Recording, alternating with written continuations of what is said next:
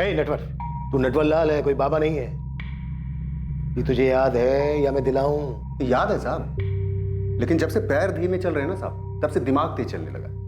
सब समझने लगा हूं अच्छा बुरा, इसलिए ये चोरी चकारी सब छोड़ दिया मैंने। चोरी छोड़ दी, लेकिन हेरा फेरी वो तो नहीं छोड़ी ना तूने। अपने दोस्तों का साथ तो नहीं छोड़ा तूने। हाल खबर तो बराबर लेते रहता है तुम।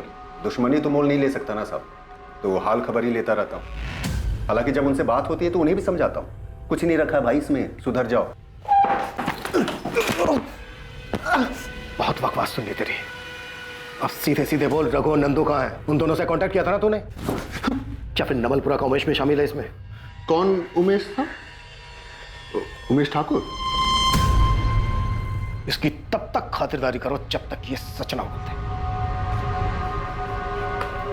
सर, ये नंदू और रघु भोपाल में अरेस्ट हुए, कुछ 1 महीने पहले बेल पे बाहर हुए। पल्लवी, तुम भोपाल जाओ, रघु और नंदू से जुड़ी सारी इंफॉर्मेशन पता करो, और जिस केस में ये अंदर हुए थे उस केस के इन्वेस्टिगेटिंग ऑफिसर से भी मिलो। इस बात के पूरे चांसेस हैं कि उनमें से कोई ना कोई इनके कांटेक्ट में जरूर है। Okay sir. नेटवर्क खुद हिस्ट्री शीटर है। रघु और नंदू से कांटेक्ट करना उसके लिए कोई बड़ी बात नहीं, लेकिन अगर ये काम रवि और करण ने करवाया है तो सोचने वाली बात यह है कि ये दोनों इतने खतरनाक सुपारी किलर से कैसे मिले होंगे। सर, वो अमित तोमर, इन दोनों का एडवोकेट, सर वो एक क्रिमिनल लॉयर है, वो जानता होगा रघु और नंदू को, शायद वहां से मदद मिली हो।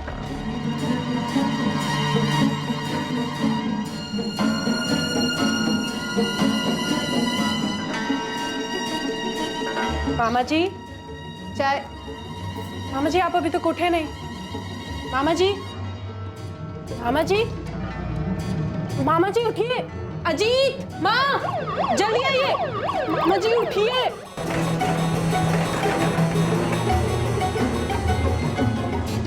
ये अचानक भैया को क्या हो गया? कहाँ लेके गए उनको? माँ जी आप घबराइए मत, मामा जी जल्दी ठीक हो जाएंगे।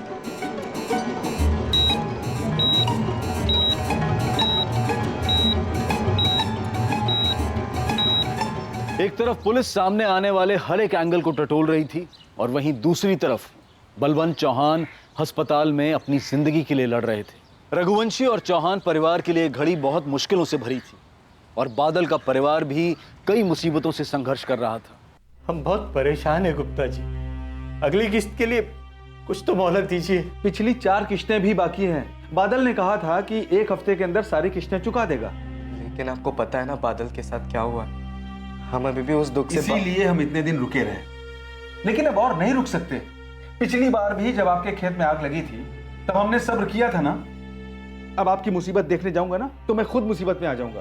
गुप्ता जी मैं आपके पैर छूता हूं। देखिए विनायक जी प्लीज, इन सब से कोई फायदा नहीं है। मेरे हाथ से चीजें निकल चुकी हैं।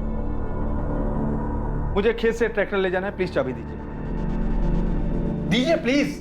दे दे बेटा, दे दे।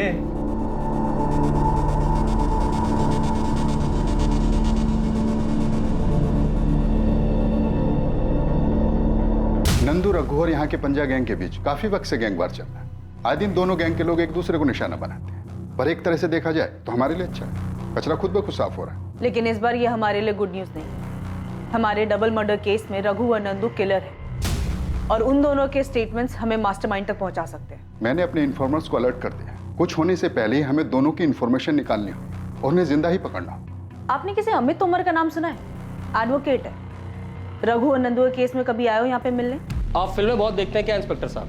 कहानी तो पूरी फिल्म बना ली आपने, लेकिन मुझे फिल्मों का शौक नहीं है। मैं कानून के दायरे में रहकर अपने क्लाइंट्स को सलाह देता हूँ और उन्हें प्रोटेक्ट करता हूँ।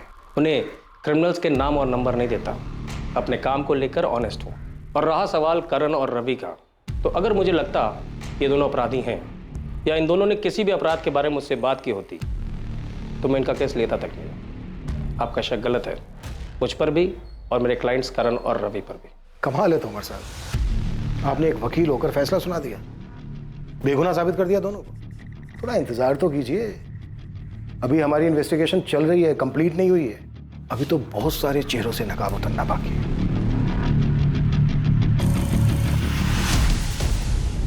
सुपारी किलर्स? हाँ, नंदू और रघु, ये दोनों मध्य प्रदेश के कुख्यात किलर्स हैं। बादल और मोहित को मारने के लिए इन दोनों को हायर किया गया था। 10 से 12 सितंबर के बीच ये दोनों यहीं पालीपुर की एक लॉज में रुके थे। पर सर मेरा भाई बहुत ही सीधा लड़का था, उसने किसी का क्या बिगाड़ा था जो कोई इतने खतरनाक लोगों को उसे मारने के लिए भेजेगा? बस करो अजीत, मोहित कोई बच्चा नहीं था और उसी ने बादल को बिगाड़ा था। और सिर्फ बादल ऐसा था ही नहीं कि वो किसी शादीशुदा लड़की को लॉज में मिलने बुलाए।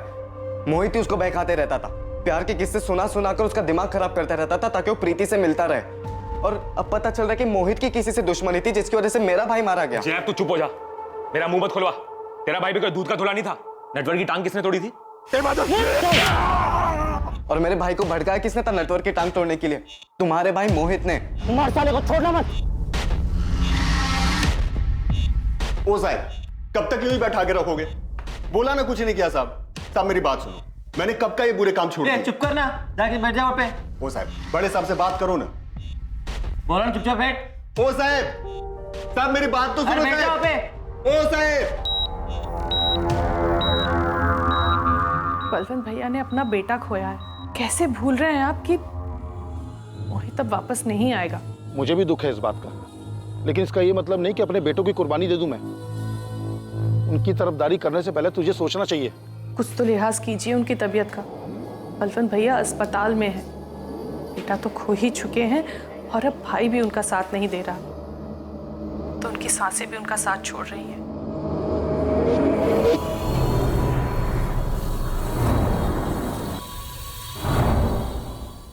नंदू और रघु के भी दर्शन होंगे चाचा? होंगे। इस बार 5 देशी कट्टे और गोलियों का चढ़ावा मांगा है दोनों ने। कुछ घमासान होने वाला है। आंखें खुली रखोगे तो दर्शन भी होंगे।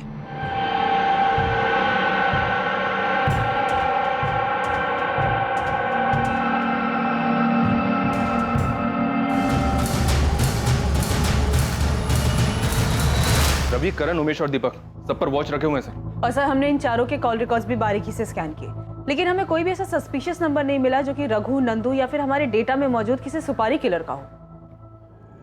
और नटवर भी अपनी बात पे अड़ा है। सर कांस्टेबल गिरधर को भी नटवर और उसके पुराने कॉन्टैक्ट्स की खबर निकालने के लिए काम पर लगा दिया। ये रहा मेरा इक्का। दीपक तू तो गया। ये मेरा बात। ये पंच।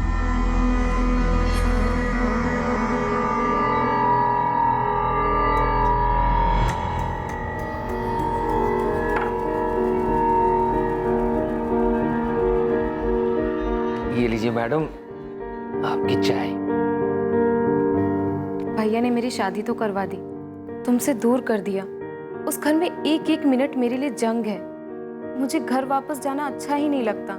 वहां रहकर भी बस हमारे बिताए हुए वक्त के बारे में सोचती रहती हूँ। बादल, मुझे अपने साथ ले चलो, मुझे वहां नहीं जाना है। दूर तो मैं भी नहीं रहना चाहता तुमसे। तुम फिक्र मत करो, मैं कुछ करता हूँ।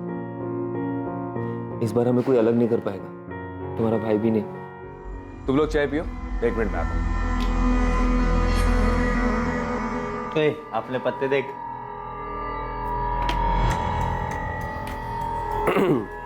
भाभी,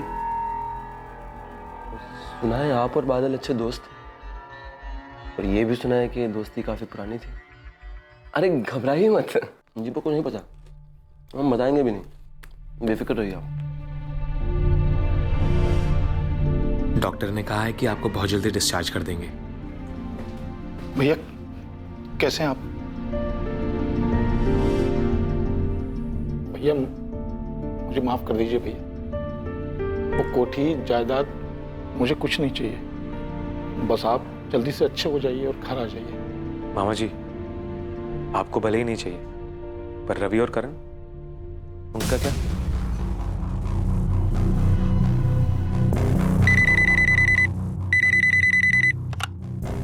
हेलो।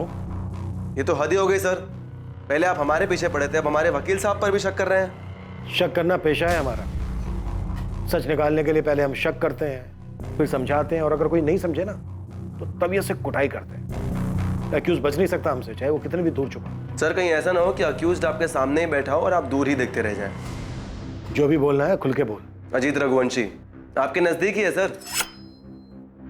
मोहित का कजन? हाँ सर, वही है इकलौता अजीत रघुवंशी।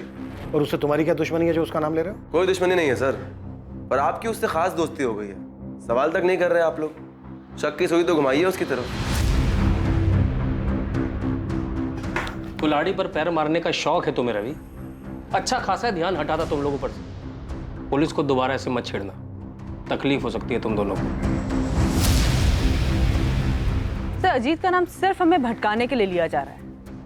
मुझे भी ऐसा ही लग रहा है पल्लवी, लेकिन एक बात तो है, अजीत ने खुद सामने से आकर हमें कोई बात नहीं बताई, ना तो जमीन जायदाद को लेकर झगड़े के बारे में, ना ही नेटवर्क के साथ हुए झगड़े के बारे में। तो ऐसा तो नहीं है कि ये जानबूझकर अनजान बन रहा है।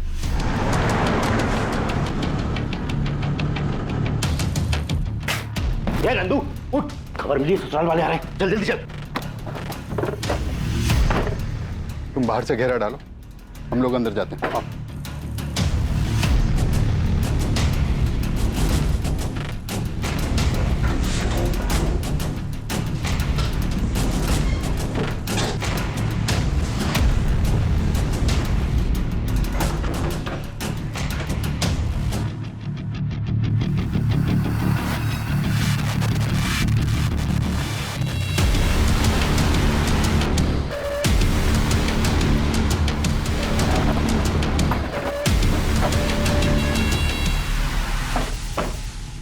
मैं बलवंत जी से मिलता हूँ, तुम आसपास पूछताछ करो।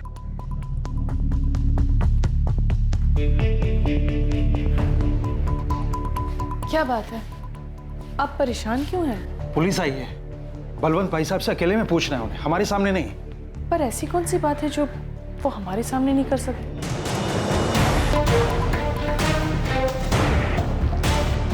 आप अजीत पे शक कैसे कर सकते हैं सर? अजीत और मोहित तो सगे भाइयों से भी बढ़कर थे। बलवंत जी, काफी प्रॉपर्टी है आपके पास, रवि और करण में काफी लालच है आपकी प्रॉपर्टी को लेकर। क्या अजीत के मन में ऐसा कुछ नहीं है? मोहित ने जायदाद को लेकर अजीत के बारे में कभी आपसे कुछ कहा? कभी कोई झगड़ा हुआ हो मोहित और अजीत के बीच? आप कुछ बता सकते हैं? मनहूस है ये जायदाद, और आप मेहरबानी करके अजीत को रवि और करण से मत आगे। अजीत बड़ा ही सीधा साधा और पारिवारिक लड़का है। मेरी बहन और बहनों ने उसे खुददार बनना सिखाया है।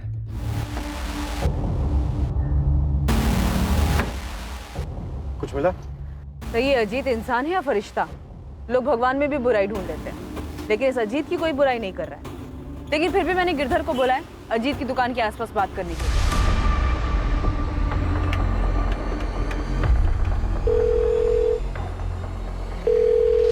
Hello, sub inspector Sandeep Yadav. हाँ, कौन बोल रहा है? आपका शुभ चिंतक, जिसे आप और कानून दोनों पर भरोसा। मेरे पास एक इंफॉर्मेशन है, मोहित चौहान के केस में आपके काम आएगी। कॉलर ने कुछ नाम बताया अपना? शुभचिंतक और कानून पर भरोसा रखने वाला। मोहित और शिखा के बीच तलाशी है, उनके बीच में एक ऐसा रिश्ता है जो दुनिया से छुपा हुआ है। तुम्हें कैसे पता? कोई सबूत है तुम्हारे पास? मैंने कहा ना, मुझे आप पे भरोसा है, आप खुद ही ढूंढ लेंगे। सीसीओ से कॉल था सर। ये रवि और करण का ही काम होगा, खुद पर से शक हटाने के लिए अजीत को फंसा रहे हैं। पहले डायरेक्ट अजीत का नाम लिया और अब उसकी बीवी को बदनाम कर रहे हैं। सर, एक काम की इन्फॉर्मेशन हाथ लगी है। इसी गांव का एक आदमी है, उसने बताया कि अजीत और मोहित के बीच सब कुछ ठीक नहीं था। उसने दोनों को झगड़ते हुए देखा था। अजीत भाई, भूल जाओ उस बात को। देख, गुस्सा थूक दे, अब हमारे बीच ऐसा कुछ भी नहीं है। मोहित देख, हर रिश्ते की ना एक मर्यादा होती है जिसे कभी भूलना नहीं चाहिए। तूने वो मर्यादा पार कर दी। तू भाई है इसलिए चुप, पर दोबारा मेरी गैर मौजूदगी में मेरे घर में मत घुसना। अजीत अजीत अजीत, मेरी बात तो सुन भाई। कौन है वो जिसने अजीत के खिलाफ बताया? मामूली सा किसान है सर, हिम्मत करके उसने अजीत का नाम लिया है। अब सामने आने की हिम्मत नहीं कर पाएगा। शिखा और अजीत से एक बार बात करनी हो, लेकिन ध्यान रहे विक्टिम की फैमिली है।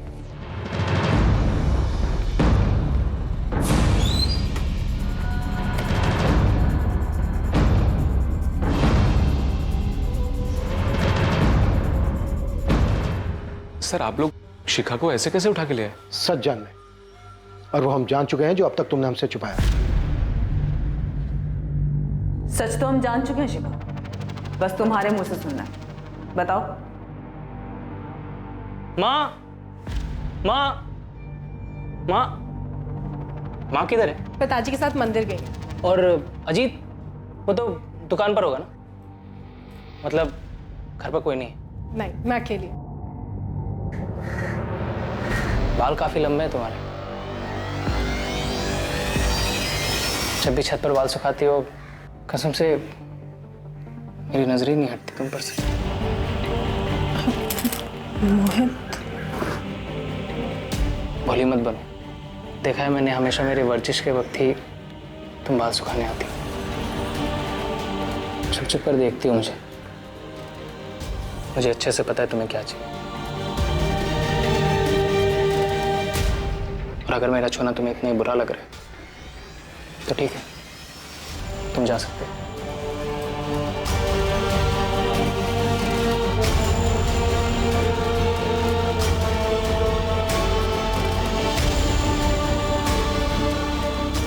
मुझे मेरी लाइफ के सबसे अच्छे और सबसे खास लोगों से ही धोखा मिला था। कब पता चला तुम्हें?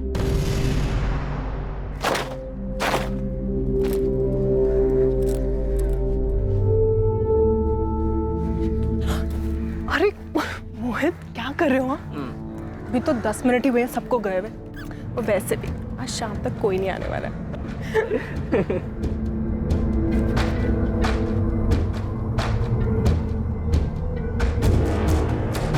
नहीं मैम, आप गलत कह रही हैं।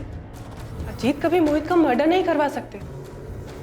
उस दिन भी गलती हमारी थी, लेकिन उन्होंने खुद को सजा दी, चुप रहे, और आज तक उस बारे में कोई बात नहीं निकाली। क्या कहता मैं? गुस्सा निकालता भी तो किस पे? आखिरकार दोनों थे तो मेरे अपने ही ना। और फिर शिखा और मोहित दोनों की आंखों में शर्मिंदगी थी, पछतावा था। तो मैंने मोहित और शिखा दोनों को उनके पछतावे के साथ छोड़ दिया और मोहित से कहा कि मेरी गैर हाजिरी में मेरे घर में ना आया करे। जी, बहुत ज्यादा शर्मिंदा हूँ। माफी मांगने में भी शर्म आ रही है। पता नहीं कैसे बहक गई थी। मुझे माफ कर दो।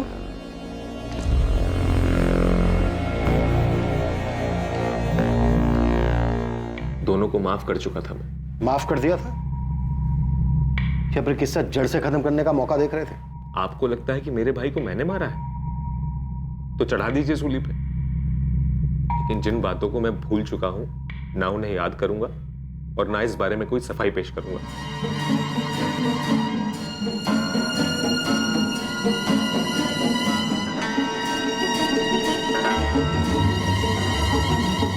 बात मुझ तक थी, इसलिए अब तक दबाए रखा, लेकिन अब पुलिस जान गई है तो आप लोगों को किसी और से पता चले, इससे बेहतर है कि मैं ही।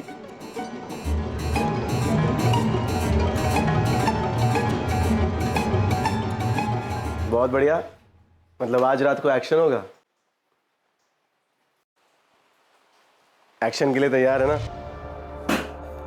सारी बंदूकें तो जब्त हो गई, अब कैसे लड़ेंगे पंजा गैंग से? पक्का किसी ने खबर दी थी कि हम लोग गायत्री लॉज में हैं। खैर तू चिंता मत कर, कल बाबू के लोग आ रहे हैं इंदौर से।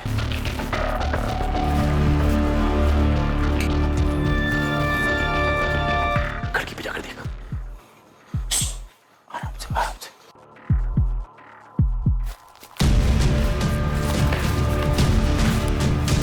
लगता है हमें चारों ओर से घेर लिया। आपने गायत्री लॉज में जो छापा मारा था रघु और नंदू को पकड़ने के लिए, वहाँ आपको जो सीसीटीवी मिला है उसके फुटेज को स्कैन करना पड़ेगा, शायद उससे हमें कोई लीड मिल जाए। पहले भी फुटेज आ गए। नंदू और रघु 10 दिन से गायत्री लॉज में रह रहे थे। काफी सारे फुटेज मैं भिजवाता हूँ।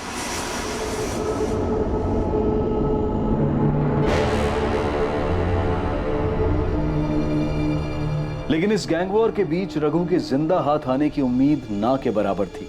फिर जिनको सुपारी मिली थी उनमें से एक बंदा मारा गया। अब हमारे पास ये सिर्फ रघु ही आखिरी उम्मीद है। इससे पहले कि रघु को कुछ हो, हमें किसी भी हालत में उस तक पहुंचना। केस के खुलासे के लिए रघु का जिंदा हाथ लगना पुलिस के लिए बहुत जरूरी हो गया। सुराग की तलाश में पुलिस ने लॉज से मिले सीसीटीवी फुटेज को खंगालना शुरू कर दिया था और साथ ही उस अज्ञात कॉलर की खोजबीन भी जारी थी जिसने मोहित और शिखा के अफेयर के बारे में बताया।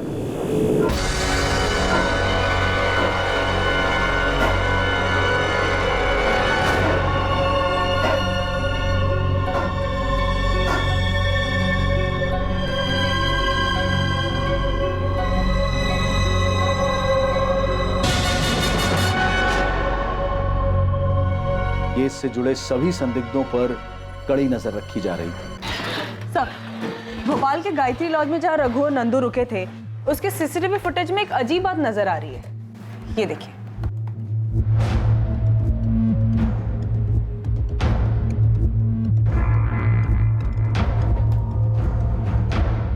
ये तो बादल है, ये अपने किलर से मिल रहा है। शायद बादल ने सुपारी दी। तो फिर खुद बादल क्यों मारा गया? और ये बादल रघु को कैसे जानता था? इतने खतरनाक कातिल से मतलब बादल क्यों मिलेगा? यही सच है विनायक जी, बादल मिला था उससे। ये सब मोहित का ही किया धरा है। मोहित की बातें सुन सुन के आज बादल की ये हालत हुई है। अरे यार कितना टाइम लगाता है, कब से वेट कर रहा हूँ। तो वो मेरे जूते नहीं मिल रहे थे। चल चल। बादल रात में मोहित के घर जाता है, उसे पिक करता है, दोनों साथ में शराब खरीदते हैं और उसके बाद जबुआ तालाब जाते हैं, जहां पर पहले से ही रघु और नंदू मोहित का इंतजार कर रहे थे। बादल को यूज किया गया होगा मोहित को झबुआ तालाब लाने के लिए, या फिर शायद बादल भी इस प्लान में शामिल थे। दोनों तालाब पहुंचते हैं और वहां जाने के बाद मोहित को मार दिया जाता है।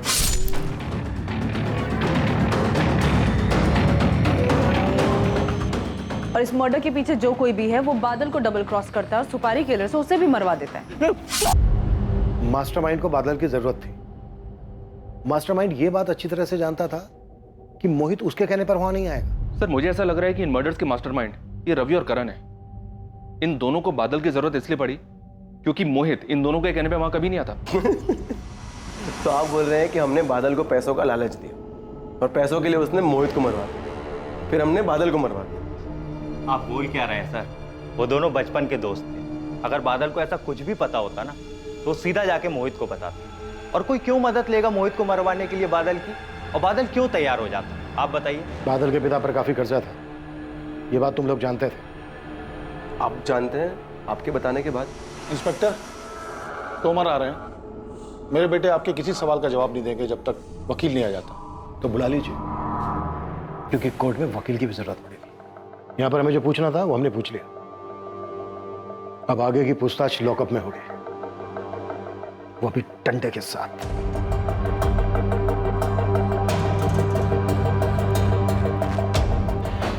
मुझे रवि और करण के हर मोमेंट की इंफॉर्मेशन चाहिए चाहता हूं। जरूरत पड़े तो और आदमियों को भी लगा दो काम पर, और अर्जेंट में दोनों के कॉल रिकॉर्ड्स में निकलवाओ।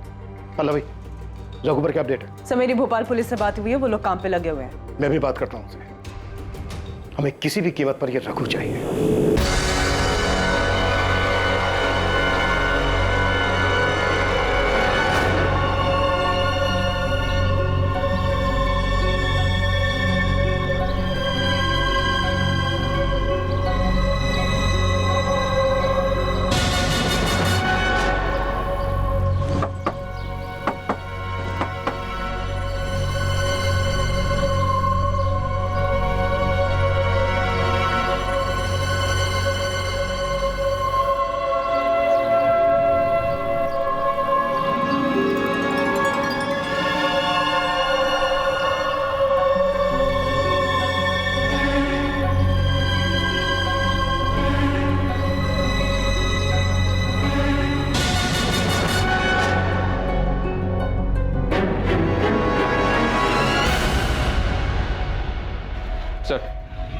सर वो अननोन कॉलर शुभचिंतक, उसने को नई इंफॉर्मेशन दी है। उसके मुताबिक मोहित का बादल की गर्लफ्रेंड प्रीति से भी अफेयर था।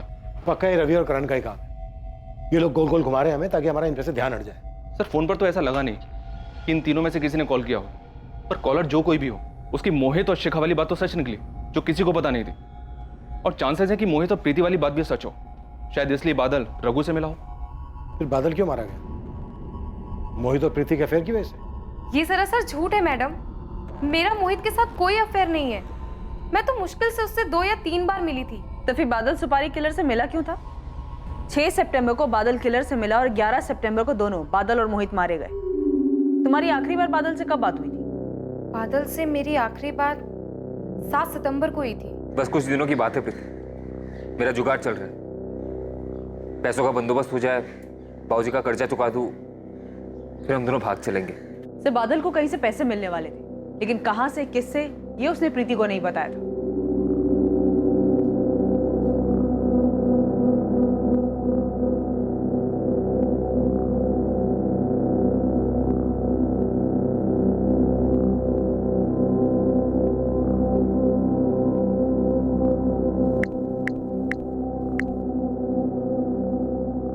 भाई साहब नटवर बोल रहा हूँ। हाँ बोलो।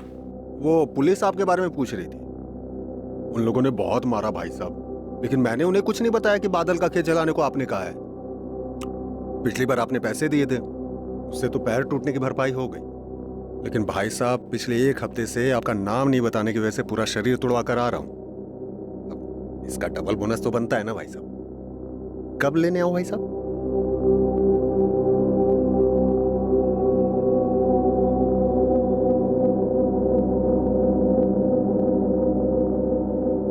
पुलिस अंधेरे में चारों दिशाओं में हाथ पैर मार रही थी, लेकिन कहीं से भी उम्मीद की कोई किरण नजर नहीं आ रही थी। इस केस का सारा दारोमदार एक ऐसे शख्स के बयान पर टिक गया था जो खुद एक पेशेवर अपराधी था, रघु चंदेल। और आखिरकार पुलिस की कोशिशें कामयाब हुई और रघु पुलिस के शिकंजे में आ गया।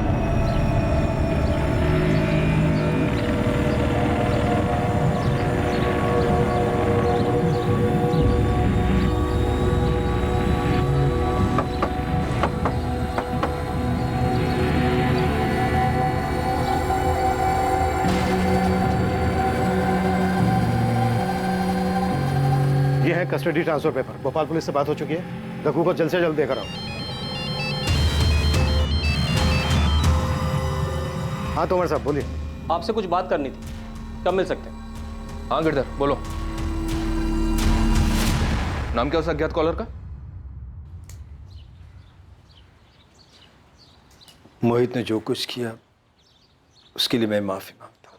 मामा जी, आपको शर्मिंदा होने की कोई जरूरत नहीं, गलती आपकी नहीं थी।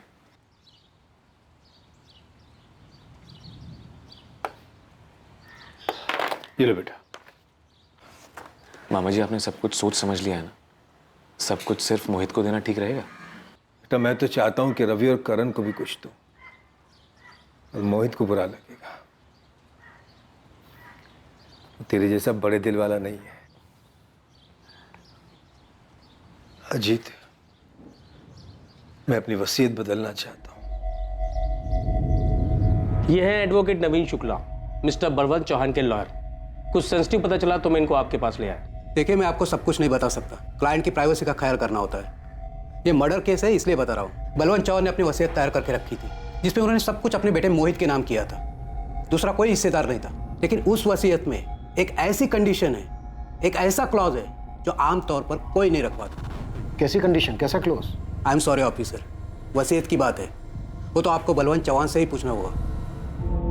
इंस्पेक्टर ये लीजिए, ये वसीयत के कागजात है। साफ साफ लिखा है इसमें, सब कुछ मोहित के नाम। वसीयत में तो आपने सब कुछ मोहित के नाम ही लिखवा रखा है। ये क्या बलवंत जी, ये कैसी शर्त है? कैसी शर्त? क्या लिखा है इसमें?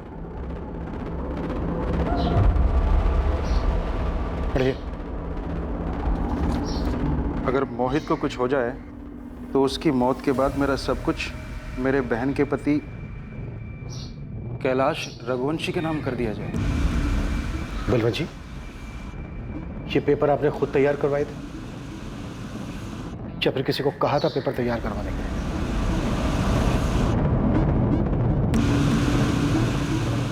सर क्या पूछना है मुझसे? क्या काम है बताइए ना। आवाज बदलकर पीसीओ से कॉल करना है। ये मोहित और शिखा को तलाशी है। इन दोनों का कुछ ऐसा रिश्ता है जो दुनिया से छुपा हुआ है।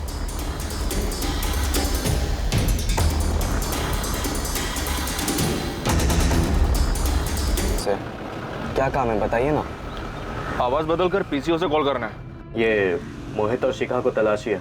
इन दोनों का कुछ ऐसा रिश्ता है जो दुनिया से छुपा हुआ है।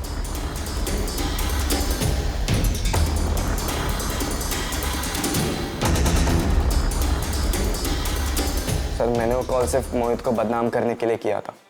उसी ने मेरे भाई को बहकाया था सर, और उसी की वजह से आज बादल घर का कर्जा चुकाने के बजाय एक शादीशुदा लड़की के पीछे पड़ा था, ठीक मोहित की तरह सर। इसलिए तूने अपने भाई को मरवा दिया? नहीं सर, मैंने किसी को भी नहीं मरवा।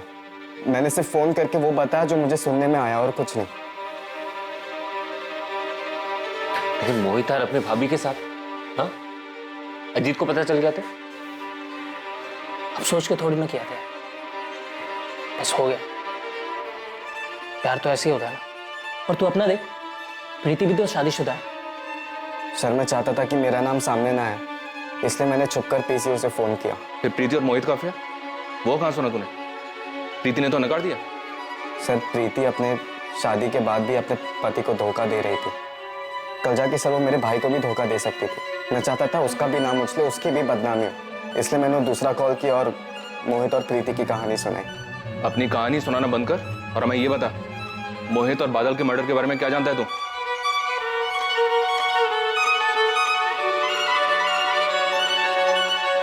सर, वो अज्ञात कॉलर बादल का भाई जय था।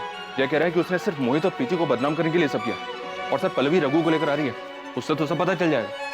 लेकिन सामने से कोई कुछ नहीं बोल रहा। अब ये रघु ही बताएगा कि कौन किसके साथ क्या करना चाहता है।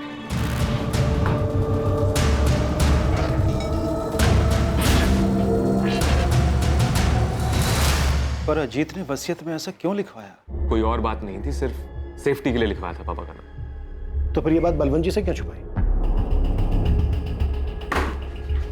क्योंकि तूने कभी माफ नहीं कर पाया। तू अच्छी तरह से जानता था कि शिखा तुझसे ज्यादा मोहित को पसंद करती थी और तू देखने के अलावा और कुछ नहीं कर सकता था। कोई पछतावा नहीं था उन दोनों को। हाँ, नहीं माफ कर पाया उन्हें मैं। कैसे माफ करता?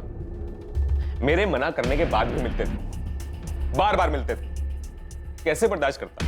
मेरा भाई, मेरी बीवी मेरे ही पीठ में बार बार खंजर घोंप रहे थे। और रही कहीं कसर इस बलवंत मामा ने पूरी कर दी। मुंह से बेटा बेटा बोलते थे, दिल से कभी माना ही नहीं बेटा। तो मैं तो चाहता हूं कि रवि और करण को भी कुछ दो, और मोहित को बुरा लगेगा। मामा जी ने सब कुछ मोहित को दे दिया, मेरा जिक्र तक नहीं किया। और वही बेटा मेरी ही बीवी के साथ। सबने मुझे समझ क्या रखा है? सारी कुर्बानियां मैं ही दूं। मेरी मां ने मेरे हिस्से का आधा प्यार मोहित को दे दिया, उसका कोई बोल नहीं। मैंने हमेशा उसे छोटे भाई की तरह संभाला, उसका कुछ नहीं। मोहित को कैसे मारा और बादल रघु तक कैसे पहुंचा? हाँ गुप्ता जी, आपको सारी किस्त मिल जाएगी। अब मुझे कुछ और वक्त चाहिए। हाँ वो क्या है ना, कुछ महीने पहले मेरा खेत जल गया था तो इसलिए। हाँ मैं करता हूँ। हाँ मैं जल्द से जल्द करता हूँ। हाँ। क्या हुआ? नहीं माने बैंक वाले? नहीं यार। 5 लाख का कर्जा है ना? हाँ। इतना तो मोहित से मांग सकता है। नहीं, दोस्ती के बीच में पैसा नहीं लाना मुझे। तो मैं एक जुगाड़ बताऊं? 5 लाख कमाने का। कैसा जुगाड़? कल मिल मुझसे। कहाँ? जगुआ तालाब के पास। बोल अब क्या जुगाड़ है? मोहित को जान से मारना है, सब मैं करूंगा, तू बस मेरा साथ दे। क्या बकवास कर रहा है? हाँ? मजाक कर रहा है ना तू? नाटक मत कर। तू अच्छे से जानता है कि मोहित शिखा के साथ क्या कर रहा है। जानता हूं, और ये मानता भी हो कि गलत है। मैंने उसे समझाने की कोशिश की। वो नहीं समझने वाला। देख, मेरे पास सिर्फ एक ही रास्ता है। मोहित के मरने के बाद बलवंत मामा की सारी जायदाद मेरी हो जाए। तू बस मेरा साथ दे, मैं तेरा 5 लाख का कर्जा भी उतरवा दूंगा। सोच मत। देख, मैं अपने दोस्त को नहीं मार सकता, ठीक है? और तू भी ये सब मत सोच, नशे में है तू। डर मत, हम लोग नहीं मारेंगे। पेशेवर खूनी आएंगे उसे मारने के लिए। तू बस मोहित को यहां ले आ, करेगा मेरा काम? नहीं, मैं ये नहीं कर सकता। अपने दोस्त को मैं धोखा नहीं दे सकता, ठीक है? शुरू में बादल ने मना कर दिया, लेकिन मैं जानता था कि इस दोस्ती को सिर्फ गरीबी ही तोड़ सकती है। मुझे पता था कि बादल सर से लेकर पांव तक कर्जे में डूबा हुआ। उस बारे में बात भी मत करना चाहिए। मैं अपने दोस्त को धोखा नहीं दे सकता। देख, मुझे तो मेरे भाई, पत्नी सब ने धोखा दिया। तो दोस्त क्या चीज है? और कल को अगर तेरा बाप कर्जे में मर गया तो अचार डालेगा दोस्ती का? मोहित सिर्फ अपना फायदा देखता है, तू अपना फायदा देख। चल, 7 लाख दूंगा तुझे। बोल। देख, अब तू सोचने लगा। चल, तेरे लिए 8 लाख। कर्जा चुकाने के बाद भी 3 लाख बचेंगे तेरे पास। सोच के बताना।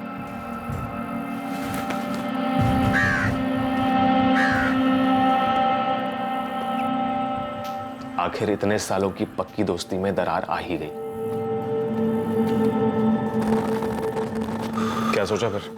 तैयार हूं मैं, लेकिन 10 लाख लूंगा और जायदाद का एक हिस्सा मेरा। मंजूर?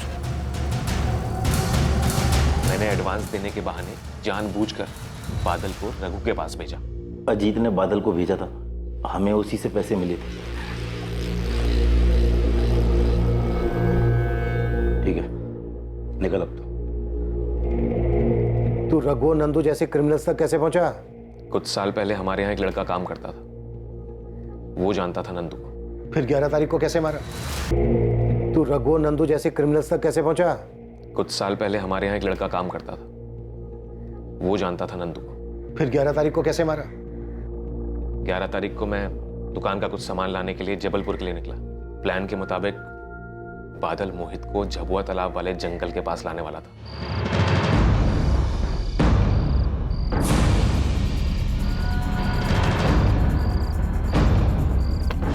बादल, ये कौन सी जगह है? चल तो सही।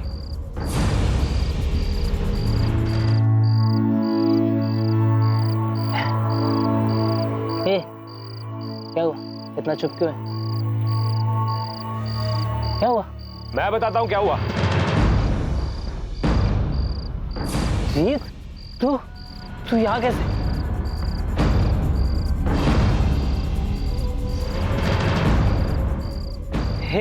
हे अजीत, क्या है ये सब? हे भाई हूं मैं तेरा। और शिखा तेरी भाभी है। समझाया था तुझे, हर रिश्ते की एक मर्यादा होती है, उसे पार नहीं करना चाहिए। तुझे ऐसा नहीं करना चाहिए, और मेरे साथ तो बिल्कुल भी नहीं। बादल, समझा नहीं से कुछ भी बोल रहा है। हे भाई अजीत, कसम से ऐसा फिर से कभी नहीं होगा। बादल, बोलना इसको कुछ भी। बादल, बादल, बादल। मोहित को, अपने धोखेबाज भाई को, रिश्तों की मर्यादा कुचल दी थी उसने। अब उसका मरना जरूरी था। बादल को क्यों मारा?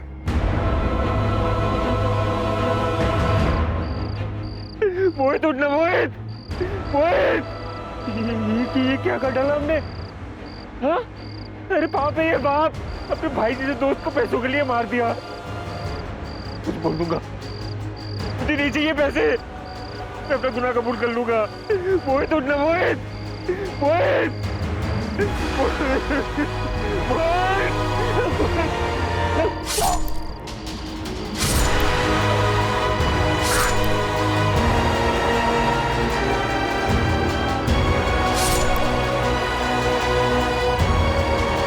दोनों की लाश बाइक पे डाल दो और सोमबाग में जाके फेंक दो।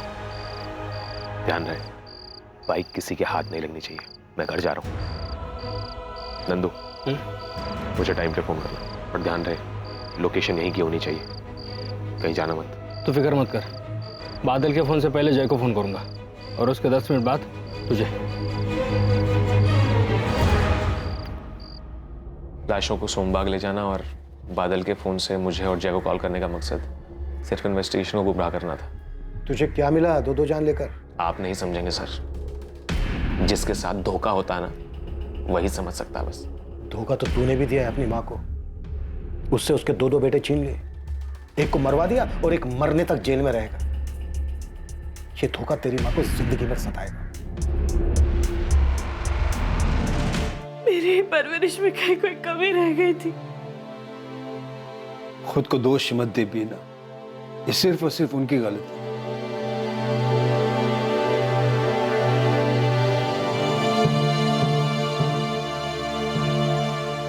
उमेश, देख प्रीति तो कुछ बता नहीं रही है।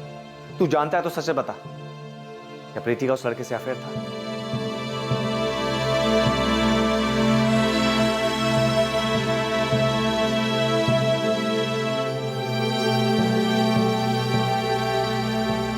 अजीत रघुवंशी और सुपारी किलर रघु चंदेल को इस डबल मर्डर के लिए आईपीसी की धारा 302 के तहत हत्या के जुर्म में अरेस्ट किया गया है। फिलहाल दोनों जुडिशियल कस्टडी में हैं। सभी रिश्ते भरोसे की नींव पर टिके हुए होते हैं, फिर चाहे वो कोई भी रिश्ता क्यों ना हो। लेकिन इस केस की विडंबना यह थी कि यहाँ हर किसी ने अपने चाहने वाले का विश्वास तोड़ा। मोहित ने अजीत की पत्नी शिखा के साथ अफेयर कर विश्वासघात किया। अजीत के गुस्से और दुख को समझा जा सकता है, लेकिन उसने षड्यंत्र रचकर अपने ही ममेरे भाई की हत्या करवाई, जिसे किसी भी एंगल से जायज नहीं ठहराया जा सकता। उसके पास अपनी पत्नी शिखा और ममेरे भाई मोहित से अलग होने और रिश्ते को खत्म करने का विकल्प था, लेकिन अजीत लालची बन गया। उसने मोहित का कत्ल करके जायदाद हथियाने का रास्ता चुना। अपनी इस मंशा को अंजाम देते हुए अजीत ने अपने ही परिवार को तबाह कर दिया। उसने अपनी मां से उनके दोनों बेटों को छीन लिया। कहा जाता है कि हर फसाद की जड़ जर, जोरू या जमीन, इन्हीं तीनों में से कोई एक होती है। लेकिन इसमें दोष जर, जोरू और जमीन का नहीं, बल्कि उस शख्स का होता है जो इन्हें हासिल करने के लिए अपनी इंसानियत खो बैठता है। जज्बात में बहकर, आवेश में आकर जुर्म का रास्ता इख्तियार कर लेना बहुत ही आसान और कमजोर विकल्प है जो आगे चलकर सिर्फ तकलीफ देता है। अगर आपको पता चले कि आपका जीवन साथी आपको धोखा दे रहा है, तो ऐसे हालात में उस व्यक्ति को नुकसान पहुंचाना या उस रिश्ते को जबरदस्ती खींचना ये प्रॉब्लम का हल नहीं हो सकता है। ऐसे वक्त में उचित यही है कि इंसान बिना किसी विवाद के उस रिश्ते से अलग हो जाए और जिंदगी में आगे बढ़ने की कोशिश करे। बदला और विश्वासघात कभी किसी का भला नहीं करते। ये एक के बाद एक आने वाली मुसीबतें हैं जिसका आखिरी अंजाम हमेशा तबाही ही लाता है। गलत काम में की गई कोशिशों से कभी भी सुकून हासिल नहीं किया जा सकता, और ना ही अपने खालीपन और नाकामयाबी के दर्द को दूसरों के बारे में बुरा सोचकर दूर किया जा सकता है। अब मैं अनूप सोनी आपसे विदा लेता हूं। फिर मुलाकात होगी कल रात 11 बजे एक और नए केस के साथ। और याद रखें, क्राइम और आपके बीच में सिर्फ इतना फर्क है कि आप कितने सतर्क हैं। सतर्क रहें, सुरक्षित रहें। जय हिंद।